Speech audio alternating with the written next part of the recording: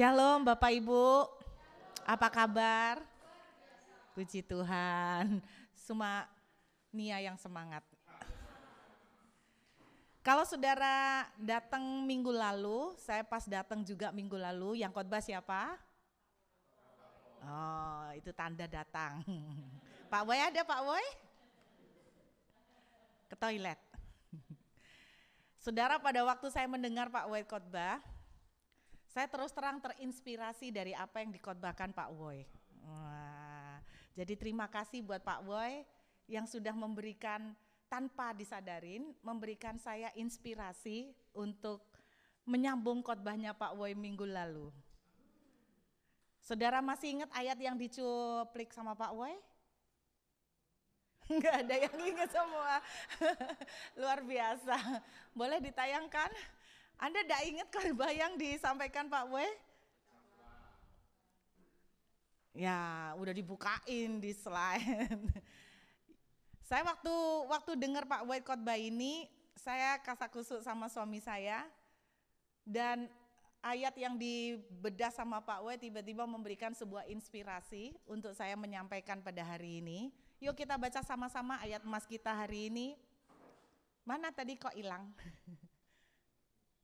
Mazmur pasal yang ke-34 ayat yang ke-9. Oke, kelihatan kok ya. Yuk saudara yang semuanya semangat sama-sama ucapkan 1, 2, 3. Kecaplah dan lihatlah betapa baiknya Tuhan itu. Berbahagialah orang yang berlindung padanya. Amin. Saya terkesan banget ketika Pak Boy itu cerita, nggak pernah membayangkan ternyata Pak Boy ini punya bakat luar biasa.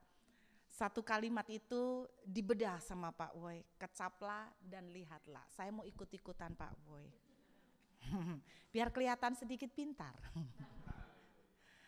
Pak Boy waktu itu bilang begini, kecaplah dan lihatlah. Ada dua kata yang berbeda. Kita nggak akan pernah bisa melihat, saya masih ingat, beliau ngomong gitu, kita tidak akan pernah bisa melihat kebaikan Tuhan kalau kita tidak mengecap dulu. Nah, banyak orang di masa-masa COVID seperti ini, mereka sulit untuk melihat kebaikan Tuhan. Mereka bilang baiknya di mana? Kita selalu bilang Roma 8 ayat 28. Tuhan turut bekerja dalam semuanya. Tapi apa kebaikan Tuhan di balik semua musibah ini? Banyak orang kehilangan pekerjaan, banyak orang mati. Saya ditanya kenapa banyak hamba Tuhan pulang. Ada banyak sekali yang mulai mempertanyakan memang Tuhan baikkah? Orang sulit untuk melihat kebaikan Tuhan. Nah, ketika ayat ini muncul, itu memberikan satu pemahaman baru buat saya. Kita tidak akan pernah bisa melihat kebaikan Tuhan kalau kita tidak ngecap dulu. Jadi untuk bisa melihat kebaikan Tuhan kita harus melalui tahapan dulu yang namanya mengecap. Pulang dari kebaktian saya search kata mengecap saudara. Saya search kata mengecap. Ternyata kata mengecap dalam bahasa Ibraninya dari kata ta'am. Ta'am itu artinya to taste. To taste kalau kita ngerti bahasa Inggris kan merasakan, ngicipin, ngerasakan. Tapi ternyata akar katanya adalah experience atau mengalaminya. Dan lebih lagi saya bedah masuk lebih dalam, ternyata arti sederhana dari kecaplah itu artinya gini, nikmati. Kita tidak akan pernah bisa melihat kebaikan Tuhan kalau kita tidak coba untuk nikmatin. Nah, kalau saudara suka dengan judul khotbah, maka judul khotbah saya sore hari ini adalah menikmati ketidaknikmatan. Kalau kita bisa menikmati yang tidak nikmat, maka kata Mazmur 34, kamu baru bisa melihat kebaikan Tuhan. Nah, mungkin sebagai contoh, saya akan menunjukkan sebuah kisah di Alkitab. Diambil dari Keluaran pasal yang ke-13. Keluaran pasal 13. Kita lihat ayat yang ke-17. Saudara, saya mau cerita bagaimana orang Israel dibawa Tuhan keluar dari Mesir menuju ke tanah perjanjian. Kita semua tahu bahwa mereka berputar di padang gurun selama 40 tahun. Yang sebetulnya kalau Anda lihat, sebetulnya jarak dari mereka keluar dari Mesir menuju ke tanah Kanaan, kalau sungguh-sungguh ditempuh dengan jalan kaki, itu mereka bisa selesaikan dalam waktu 8 bulan. Tetapi dalam kenyataannya mereka enggak selesai 8 bulan, mereka 40 tahun. 8 bulan itu dengan kata lain, kalau rutenya sama persis dengan yang terjadi pada orang Israel, harus lewat padang gurun. Jadi sebetulnya enggak perlu 40 tahun tapi cuma 8 bulan. Nah, saya akan tunjukkan dulu kepada Bapak Ibu ya. Nah, kita bicara mengenai kondisi sekarang. Kadang-kadang capek ya Bapak Ibu, kayaknya udah ada titik terang nih. Muncul lagi varian baru yang vaksinnya belum teruji yang lama, ini udah di-challenge dengan yang baru lagi. Sampai kapan? Saya dan saudara tidak ada yang tahu. Apakah akhir tahun akan selesai? Enggak tahu. Apakah tahun depan pasti akan selesai? Enggak tahu juga. Nah saudara, pertanyaan yang muncul itu begini, kenapa Tuhan tuh seakan-akan kok, bukankah tangan Tuhan enggak kurang panjang untuk menolong? Tuhan kalau mau loh hari ini, detik ini juga Tuhan bisa selesaikan semua. Bukankah buat Tuhan enggak sulit? Tidak ada yang mustahil buat Tuhan, tapi kenapa Tuhan izinkan kita seperti ada di padang gurun putar-putar enggak tahu sampai kapan? Nah saudara, kalau hari ini kita sedang mengalami pergumulan ini, kita enggak tahu kenapa Tuhan bawa kita putar-putar, kenapa Tuhan izinkan banyak penundaan, kenapa Tuhan izinkan banyak doa dan permohonan kita tidak dijawab oleh Tuhan. Saya mau kita belajar dari rute perjalanan orang Israel. Kita lihat Keluaran 13 ayat 17 saudara. Setelah Firaun membiarkan bangsa itu pergi, Allah tidak menuntun mereka melalui jalan ke negeri orang Filistin, walaupun jalan ini yang paling dekat. Sebab firman Allah, jangan-jangan bangsa itu menyesal apabila mereka menghadapi peperangan sehingga mereka kembali ke Mesir. Jadi sebetulnya ada jalan yang paling dekat dari Mesir menuju ke tanah perjanjian. Yang kalau ditempuh dengan jalan kaki itu 1,5 bulan sampai 2 bulan. Tetapi Alkitab dengan jelas bilang Tuhan bawa mereka mutar, betul ya? Nah sekalipun Tuhan bawa mereka mutar, sebetulnya mereka bisa tempuh itu 8 bulan. Jadi dengarkan Bapak Ibu, sebetulnya saya tuh percaya kalaupun Tuhan izinkan kita mutar tapi enggak keterlaluan. Jadi yang bikin keterlaluan 40 tahun bukan Tuhan. Siapa saudara? Orang Israel. Kadang-kadang Tuhan izinkan penundaan, kadang-kadang Tuhan izinkan sedikit mutar, tapi Tuhan tidak pernah keterlaluan. Amin. Alkitab itu bilang begini, dia tuh seorang papa, kalau anaknya nangis minta roti dia gak mungkin kasih batu. Adakah Tuhan berlambat-lambat sebelum memberikan pertolongan? Jadi kalaupun dia dalam tanda kutip sedikit terpaksa harus membawa saudara dan saya mutar, itu pun gak sampai keterlaluan. Jadi yang membuat 40 tahun bukan dari pihak Tuhan, tapi dari pihak orang Israel. Nah yang saya mau ceritakan adalah begini, kita lihat ya. Jadi jelas Tuhan itu punya jalan yang pendek tapi Tuhan bawa sedikit mutar. Kita lompat ke ayat yang ke-20 dari Keluaran 13. Ayat yang ke-20. Oke ya. Demikianlah mereka berangkat dari Sukot dan berkemah di Etam di tepi padang gurun. Coba diingat dulu, nanti saya akan tunjukkan kepada saudara peta. Jadi mereka berangkat dari, mereka tinggal di Goshen. Ya, masih ingat? Di Mesir mereka tinggal di Goshen. Lalu mereka jalan lewat ke Sukot, setelah Sukot mereka sampai ke Etam. Setelah dari Etam kita lompat ke Keluaran 14, Keluaran 14 ayat 1 ya, tadi lupa kasih ini buat ditayangkan. Keluaran 14 ayat yang pertama, kita lihat Keluaran 14 ayat 1. Berfirmanlah Tuhan kepada Musa, demikian katakan kepada orang Israel supaya mereka balik kembali dan berkemah di depan Pi-hahirot antara Migdol dan laut tepat di depan Baal-Zephon, berkemahlah kamu di tepi laut. Nah saya akan tunjukkan kepada saudara petanya, bisa ditayangkan petanya. Oke, kelihatan? Kayaknya enggak ya, tulisannya terlalu kecil. Bisa di zoom enggak? Bisa di zoom. Jadi mereka dari Goshen, mereka jalan ke Sukot. Oke. Dari Sukot mereka jalan ke Etam. Bisa lihat ya Bapak Ibu, atas tuh Goshen, kemudian dari Goshen Anda lihat panah 3 itu ya. Mereka menuju ke Sukot. Lalu mereka jalan sampai ke Etam. Nah sebetulnya jalan terdekat mereka dari Etam itu mereka langsung ke atas, terus itu ke Kanaan. Bisa nangkep ya? Tetapi Tuhan bilang begini, balik ke Pihahirot. Kenapa Tuhan bilang balik? Anda lihat panahnya turun ke bawah. Itu Pihahirot, berarti menjauh kan? Dari Kanaan makin menjauh. Kemudian disitulah mereka terjepit. Terjepit apa? Sebelah belakang ada tentara Firaun ngejar. Sebelah depan ada Laut Merah. Disitulah terjadi keajaiban di mana Tuhan membelah laut. Anda perhatikan, ini arah mutarnya mereka. Kelihatannya cuma selisih 1-2 senti ya.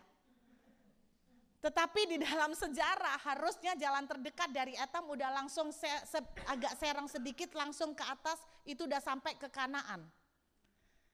Kenapa Tuhan tidak lewatkan di daerah itu? Keluaran 13 ayat yang tadi yang kita baca, ayat yang ke-17 jelas bilang begini, aku takut jangan-jangan mereka menyesal. Kenapa mereka menyesal? Karena sepanjang padang gurun sebelah atas itu daerah kekuasaan orang Filistin dan Mesir, banyak benteng. Jadi mereka akan langsung menghadapi banyak peperangan. Bapak Ibu dengarkan begini. Bapak mentor saya pernah ngomong begini ya. Untuk mengeluarkan orang Israel keluar dari Mesir itu gampang. Amin. Untuk memberkati saudara dan saya, buat Tuhan semudah membalikkan telapak tangan. Untuk mengeluarkan orang Israel keluar dari Mesir gampang sekali. Tapi untuk mengeluarkan Mesir yang ada di dalam diri orang Israel itu susahnya minta ampun. Mental mereka sudah kadung mentalnya mental budak. Ngerubah mentalnya itu loh susah. Nah Anda bayangkan mereka sudah 400 tahun di bawah perbudakan Mesir. Tapi Tuhan itu ngerti kalau mereka dibawa perang, jangan-jangan mereka tuh enggak kuat. Mereka belum aja udah ngomong begini kok sama Musa bolak-balik. Kenapa kamu bawa kita ke sini? Kamu mau kubur kami di padang gurun. Kenapa kami enggak dikasih makan yang enak? Di Mesir biarpun kami diberbudak, kami masih makan lebih baik daripada ini. Bayangkan. Selama di Mesir mereka teriak minta Tuhan keluarkan. Sampai dikeluarkan beneran mereka teriak lagi minta dibawa masuk. Saudara bisa bayangkan mental mereka. Alasan pertama, kenapa Tuhan kadang-kadang tidak menjawab doa kita segera. Alasan kenapa Tuhan kadang-kadang membawa kita sedikit berputar. Alasan pertama, karena saudara dan saya belum siap untuk sesuatu berkat yang lebih besar. Saya ulangin, karena saudara dan saya belum siap untuk sesuatu berkat yang lebih besar. Coba buka kitab Pengkhotbah pasal 3 ayat yang ke-11. Kitab Pengkhotbah pasal 3 ayat yang ke-11. Dia membuat segala sesuatu indah pada waktunya. Amin. Kalau border sampai hari ini belum dibuka, ditunda-tunda, dimulur-mulurin, dipending-pending, saya tetap percaya dia membuat segala sesuatu indah pada waktunya. Mungkin Tuhan belum izinkan saya untuk balik ke Indonesia. Mungkin Tuhan belum izinkan itu. Mungkin saya tipe orang keluyuran yang gak siap. Mungkin saya kalau udah sampai di Indonesia mungkin saya orang yang pertama yang kena COVID juga mungkin ya. Saya gak tahu Bapak Ibu karena saya gak tahan di rumah. Itu jelas. Kalau di sini bisa lebih tahan kenapa? Karena gak ada pilihan. Mau kemana jam 5 mall tutup kan? Ya kalau di Indonesia kan biarpun ada COVID kan mall tetap buka. Dan saya pasti adalah salah satu orang yang pemberani untuk keluyuran. Jadi kalau Tuhan belum membuka, dia membuat segala sesuatu indah pada waktunya. Tetapi ini kalimat ini yang luar biasa. Bahkan ia memberikan kekekalan dalam hati mereka, tetapi manusia tidak dapat menyalami pekerjaan yang dilakukan Allah dari awal sampai akhir. Saya mau garis bawahi kata kekekalan. Saudara, Alkitab bilang begini, Dia membuat segala sesuatu indah pada waktunya, bahkan tujuan utama Tuhan adalah memberikan kekekalan. Saya cari kata kekekalan. Apa maksudnya kekekalan? Ternyata maksudnya adalah masa depan yang berkepanjangan. Long duration. Saudara, banyak orang seringkali minta Tuhan berkat begini. Tetapi banyak orang tidak kuat di atas. Mereka bisa naik dengan cepat, tapi mereka juga hancurnya lebih cepat. Kalau Tuhan belum menjawab doa kita, kalau Tuhan belum memberkati seperti yang kita mau, saudara mungkin karena Tuhan melihat bahwa saudara dan saya tidak siap. Kenapa Tuhan bawa kita putar? Karena Tuhan tahu kita belum siap, belum ready untuk dihadapkan dengan seperti itu. Mungkin kita tidak siap dengan challenge yang akan kita hadapin. Mungkin kita tidak siap dengan tantangan yang akan kita temuin. Saudara, saya mungkin pernah cerita, saya lupa ya, karena terlalu banyak khotbah di mana-mana. Saya ini, ya kadang-kadang siapa sih yang tidak mengalami pergumulan finansial? Saudara ngalamin? Pasti ya, saya juga. Kadang-kadang saya disuka ngayal. Bapak Ibu pernah ngayal? Kalau Anda disuruh ngayal jadi superhero apa? Hah? Black Widow? Wah, swanger Black Widow. Kalau saya enggak, kalau saya Flash sama The Invisible Man. Kenapa? Karena pikiran saya rada kriminal. Jadi saya kalau Flash saya mau curi, rampok duit bank terus lari kan hilang, cepet kan, Flash. Ngayal saya Bapak Ibu. Kenapa? Ya sebetulnya ini khayalan dari orang yang desperate soal keuangan. Saya tuh kalau lihat orang ya, kalau pergi belanja sama temen, saya punya temen yang kayanya minta ampun. Kalau dia belanja enak, gak pernah lihat tag. Saya enggak tahu, saudara lihat tag enggak? Masih ya? Berarti kita belum bebas seperti dia. Dia kalau belanja enggak lihat tag. Aduh, betapa menyenangkan. Saudara, saya ikut sama dia tuh rasanya enak, belanja enggak perlu lihat harganya. Dan ketika saya belanja sama dia, dia beliin saya bilang begini, ini mahal, sudah enggak usah lihat harganya. Aduh, enak banget. Masa beli bando tahu bando? 5 juta rupiah. 5 juta bando. Sini kasih aku 5 juta, tak bikin no bando cepet jeng. Bando 5 juta, enak. Gara-gara lihat gitu tuh kadang-kadang tuh enak banget ya, orang punya banyak duit. Ngayal boleh enggak? Boleh kan? Saya tuh pernah ngayal dan pernah saking kuatnya khayalan saya bawa di dalam doa. Jangan kaget saya sampai puasa untuk mendoakan itu. Jangan ketawa, serius. Doa saya gini, Tuhan saya minta tolong, aku ini kan anakmu. Bukan anak tetangga, aku kan anakmu. Tuhan tolong, beri aku duit 1 triliun. Kok 1 triliun burut? 1 M sama 1 triliun mintanya podong ngedennya. Jadi saya minta yang banyak sekalian, kalau enggak dikasih 1 triliun nanti melorot dikit lah Pak, ya kan. Tapi kalau Anda belum mintanya 1 juta nanti melorotnya seberapa. Jadi saya minta Tuhan kasih saya duit 1 triliun dong, saya sampai puasa loh. Akhirnya ketika saya doa puasa, Tuhan bicaralah sesuatu mengenai permintaan saya 1 triliun. Tuhan kasih saya mimpi. Saya enggak punya karunia mimpi, tapi tiba-tiba dikasih mimpi. Saya mimpi, saya sedang menyalakan roket. Roket itu saya nyalakan, roketnya segini, langsung terbang. Shoo, wah. Enggak lama, enggak sampai tinggi sekali, roket itu balik, terus jatuh di atap rumah saya. Langsung boom. Saya tahu itu it's not just a dream, God spoke to that dream. Saya tahu Tuhan bicara. Anda tahu artinya apa? Berarti permintaan saya kayak roket itu kan? Nanti hancur kan? Jadi dengan kata lain Tuhan say no. Saya bilang Tuhan, kenapa? kamu tidak siap nak.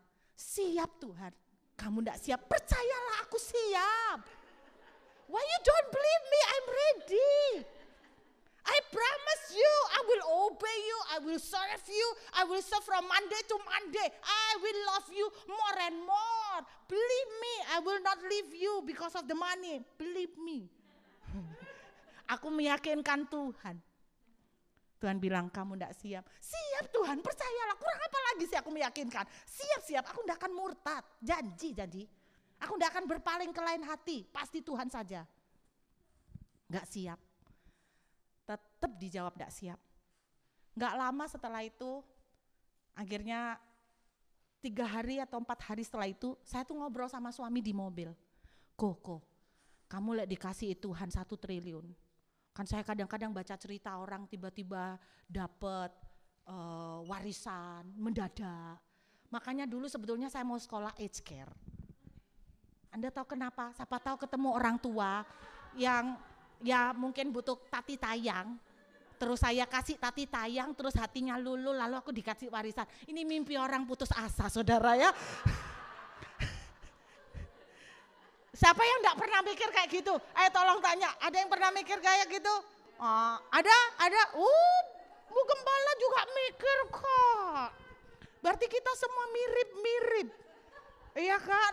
Saya mikir kenapa saya dulu kepengen sekolah kerja di aged care. Karena itu. Kan banyak orang tua enggak diperhatikan, siapa tahu dia luluh. Nah kalau Bu Frida kerja di orang tua, you have the big chance. Siapa tahu, kita kan enggak pernah tahu, we never know ya toh. Kebanyakan nonton TV nih saudara ya. Nah saya tuh ngomong sama suami saya, kok kalau misalnya nih tiba-tiba kita ketiban rezeki, namanya mujizat kan enggak ada yang mustahil buat Tuhan. Tiba-tiba Tuhan kasih kita 1 triliun. Wah, Bapak Ibu pernah bayangin duit 1 triliun? Nolnya berapa? 1 triliun nolnya berapa ya? 12. Nah lo kan kita bener-bener gak tahu triliun. 1 triliun. 1 triliun tuh berarti 1000 miliar kan? Waduh, itu dibeliin rumah dapat berapa? Itu kalau dibeliin rumah.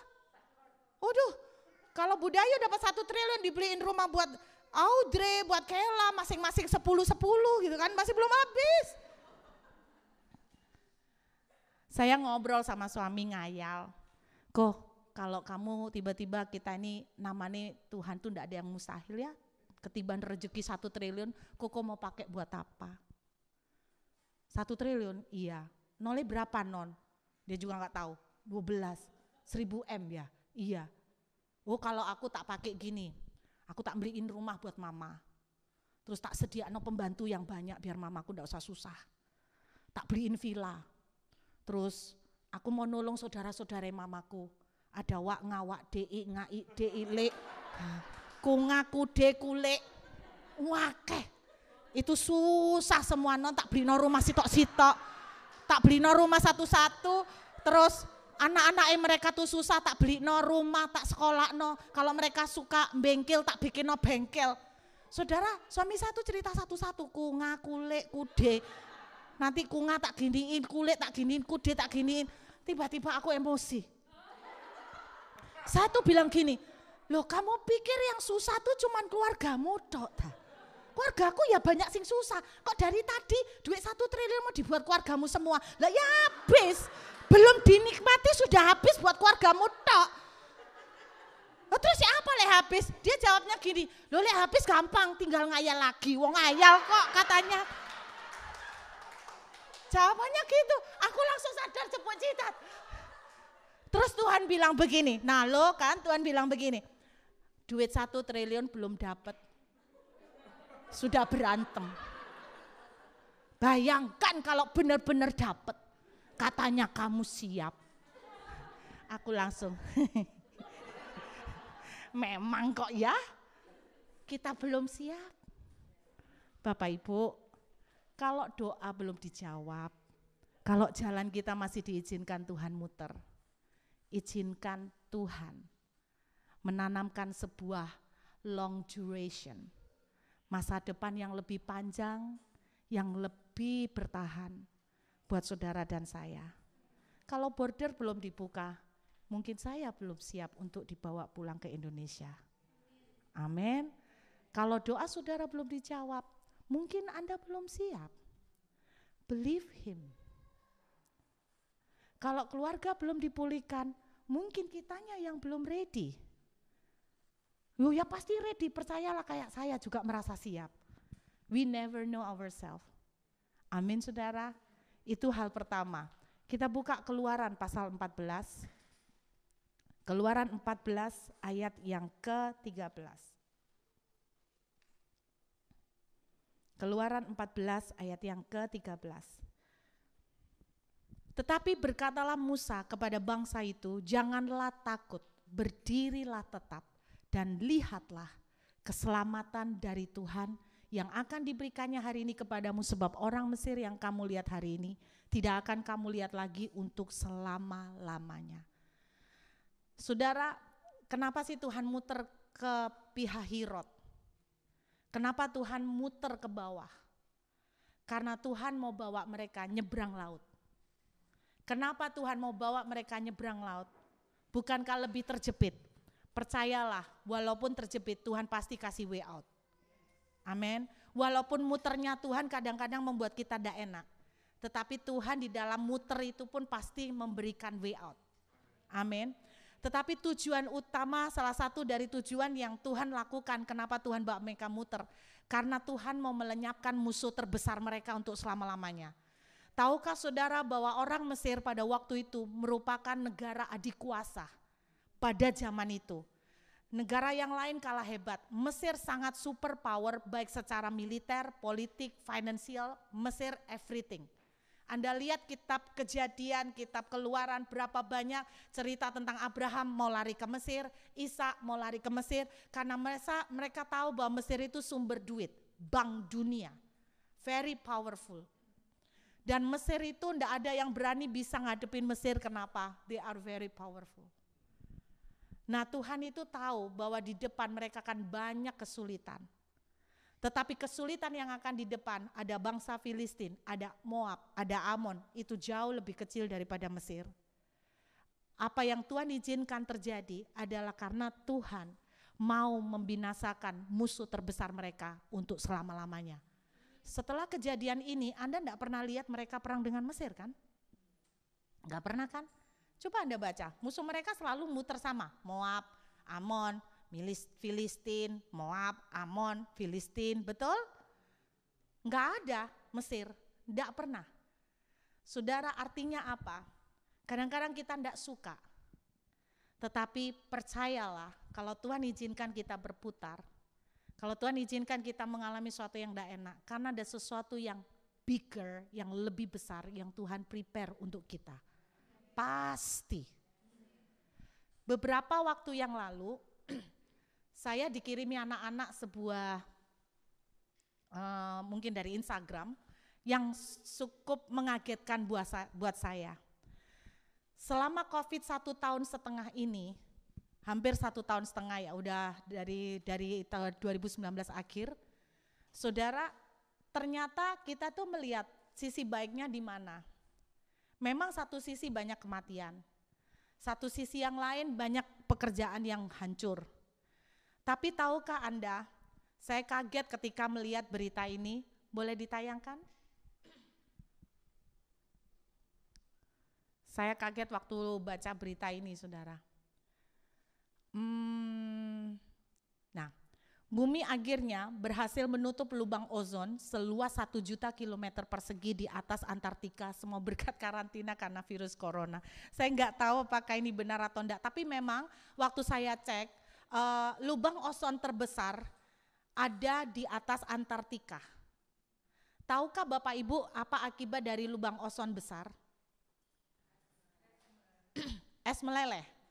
Dan para ahli memprediksikan, menghitung tahun 2040 itu es di Antartika akan meleleh. Anda jangan bilang enak meleleh kita dapat banyak es. Saudara, kalau es meleleh di Antartika 1 juta kilometer itu bukan kecil. Ternyata lubang terbesar di ozon itu ada di atas Antartika. Dan itu kalau es meleleh tahun 2040 diperkirakan dihitung oleh para ahli, itu akan mengubah banyak cuaca, bencana alam, earthquake, gunung meletus, pulau-pulau yang tenggelam dibinasakan karena semua es meleleh ini. Dengan kata lain, kalau itu terjadi tahun 2040 akan banyak keturunan dari anak-anak cucu kita akan habis. Can you imagine?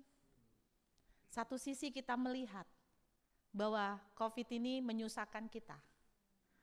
Tetapi Tuhan, kita lihat dari sisi yang lain, sedang menyelamatkan anak cucu kita.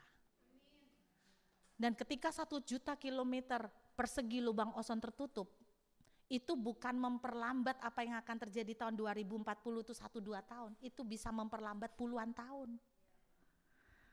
Jadi Anda bisa lihat di sini, we never know. Tetapi Tuhan pasti tidak mungkin mengizinkan sesuatu kalau itu tidak akan membawa kebaikan buat kita. Kalau Tuhan izinkan penundaan, kalau Tuhan izinkan saudara dan saya mutar, karena ada something good yang Tuhan akan siapkan. Amin. Itu sebabnya dengan 2 alasan ini, mari kita belajar mengecap, menikmati ketidaknikmatan. Kalau saudara gagal untuk belajar menikmati, saudara akan kehilangan berkat besar yang Tuhan siapkan. Dan kalau saudara gagal untuk belajar menikmati, karena saudara mau dikarbit, mau cepat, saudara akan gagal untuk menjadi orang yang lebih baik yang Tuhan siapkan. Bukankah tujuan akhir kita adalah sampai garis akhir berkenan sama Tuhan? Jangan sampai kita ketemu Tuhan, Tuhan bilang begini, "Nyala kamu, aku enggak kenal kamu." Betul enggak? Dengan diputar, dengan kita ditunda, saudara dan saya mau enggak mau banyak dibentuk. Saya kasih contoh buktinya ya. Saudara pernah tahu Amsal terkenal mengenai wanita? Di Amsal berapa? Iya, Amsal paling terakhir. Saudara, Amsal itu dituliskan begini, Amsal untuk siapa? Seseorang yang namanya Lemuel. Dari ibunya. Gak percaya? Coba lihat Amsal 31. Judulnya Amsal untuk Lemuel. Coba buka Amsal yang terakhir Bapak Ibu. Coba Anda lihat Amsal pasal terakhir. Bunyinya apa saudara? Amsal untuk Lemuel, betul? Dari ibunya. Inilah perkataan Lemuel, raja Masa yang diajarkan ibunya kepadanya. Anda tahu siapa Lemuel?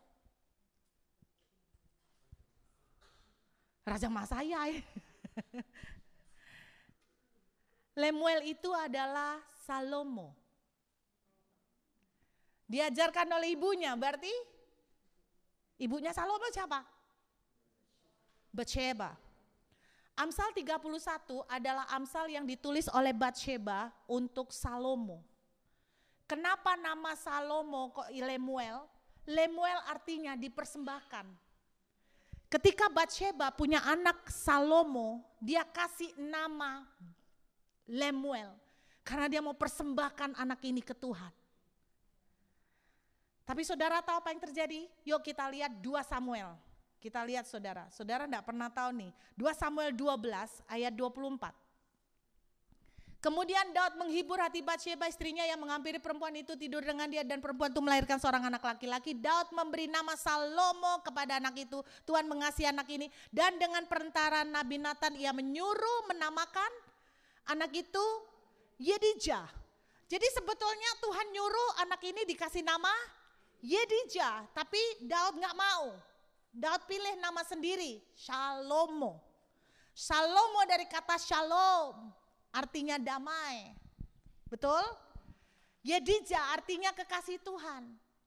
Lemuel artinya dipersembahkan ke Tuhan. Daud menolak 2 nama ini. Kenapa? Anda ngerti kan? Kalau artinya Lemuel dipersembahkan ke Tuhan berarti hidupnya bakal susah jadi persembahan kan? Yedija kekasih Tuhan, Daud ngerti betul bagaimana dia dijuluki kekasih Tuhan dan hidupnya banyak proses. Daud tidak mau anaknya susah. Daud ganti nama anaknya Shalom. Dengan harapan supaya hidupnya damai. Memang hidupnya Salomo damai. Tapi Anda lihat apa yang terjadi. Berapa banyak istri dan gundik yang dimiliki oleh Salomo. Karena hidupnya terlalu damai. Saudara, kadang-kadang Tuhan izinkan kita diproses. Karena Tuhan sayang sama kita. Supaya kita jadi bagus. Amin. Tuhan bawa orang Israel mutar sedikit supaya jadi bagus mentalnya. Supaya mental mereka terbentuk lebih bagus. Jadi kalau doa kita belum dijawab, percayalah Tuhan sedang bikin kita bagus. Kalau kita gagal untuk menikmati ketidaknikmatan ini, saudara dan saya menolak kesempatan untuk menjadi bagus. Amin. Kalau Tuhan izinkan ada orang yang menyakiti kita, percayalah itu pun sebuah kesempatan untuk kita dibikin bagus. Perhatikan, Salomo bagus gak? Bagus. Istrinya banyak kan? Bagus. Gundiknya banyak? Tak bagus kan? Kenapa? Karena so comfortable. Pernah enggak Bapak Ibu ada orang yang Bapak Ibu lihat hidupnya kayak enggak pernah susah? Pernah iri enggak? Saya pernah. Orang ini kok enak ya, kayak hidupnya enggak ada masalah. Sedangkan saya kok banyak proses. Tapi kalau hari ini saya boleh jujur bilang, proses itu yang membuat kita belajar menjadi dewasa. Amin. Jadi kalau kita bisa menikmati bahwa ternyata di balik hal yang tidak nikmat ada something bigger yang Tuhan siapkan, dan di balik yang tidak nikmat Tuhan sedang bikin kita bagus. Kalau kita bisa menikmati, kita akhirnya bisa bilang begini, oh alah, ternyata maksudnya Tuhan gini toh, untung aku nurut. Untung aku tuh ngikutin aja maunya. Coba waktu itu ngoyo, aku maksain, hancur kali ya. Untung aku nurut. Amin. Itu artinya Mazmur 34. Kalau kita bisa menikmati, belajar dengan hati ikhlas menikmati, kita akan melihat kebaikan Tuhan. Yang sedang di dalam proses, nikmati. Menikmati orang yang menjengkelkan. Anda tahu kan menikmati, saya pernah ceritakan. Bedanya makan obat sama menikmati. Kalau minum obat kita tidak pernah menikmati. Kita cepat telan. Menikmati itu seperti makan kepiting. Amin. Ada orang yang menjengkelkan? Amin. Ada perlakuan yang tidak enak di pekerjaan?